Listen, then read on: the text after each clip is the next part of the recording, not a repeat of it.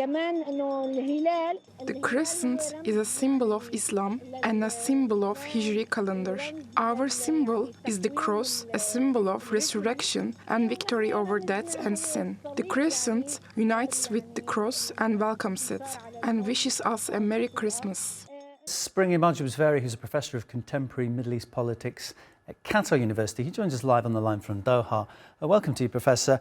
The recurring narrative that we're getting, the emotion that we're getting from people in Syria, it's euphoria because they've suffered a murderous regime and now they sense freedom, they're tasting freedom. But now this is where a lot of new problems are going to come in. Infrastructure, how do you organise freedom, democracy? How optimistic are you looking forward?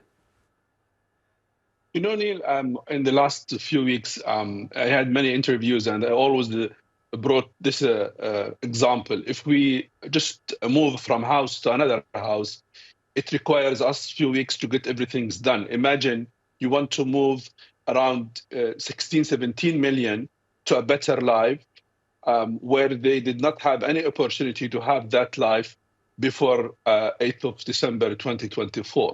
In reality, we had an old Gaza, which was destroyed exactly as Israelis doing now in Gaza. So I say we had an old Gaza and we are witnessing another Gaza in the last 15 months. The regime actually put all of the efforts to destroy cities, to destroy villages, and basically the infrastructure, and makes the people's life nearly impossible. So what we are seeing now basically is a complete destruction and also ending the hope to have a better life. Syrians people, they say, no, this cannot be done. We have this energy and we have this desire and we will do it. Even if it requires some time. I was watching a few interviews in the last 24 hours from different senior officials within the new government. They talk about increasing the number of electricity in Damascus from 3 hours to 10 hours. And people, they say, that's a huge progress if it can be made in next 2 or 3 weeks. And they talk about bringing water back in. So in political transition, all of these difficulties are expected. And I think the willingness and the desire to make the life of people different is there. Of course, they need support from regional players, from neighboring countries. And they need also to put all of the effort in the right direction and to have a clear priorities to rebuild Syria. It's not an easy process. It requires time. It requires financial resources. But what's more important is the platform. It's the atmosphere. The atmosphere is positive, and Syrians are hopeful, and that itself is a good sign. The fact that the interim leader has come out and felt the need to state that there will be religious tolerance in the new look Syria, that minorities won't be discriminated against, the fact that he felt the need to say that, do you feel that there was some concern that maybe there will be tensions, some conflict?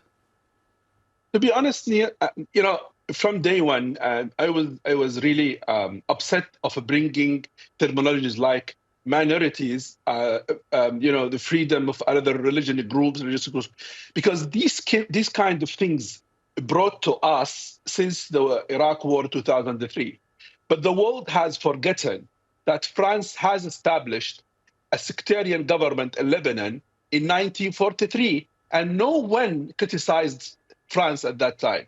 So this kind of description, this kind of I would say narrative is not helpful. Of course, what I expect myself as an intellectual, as an expert, is a government which can represent all people regardless their sect, their ethnicity, and we need to see a serious and mature governments.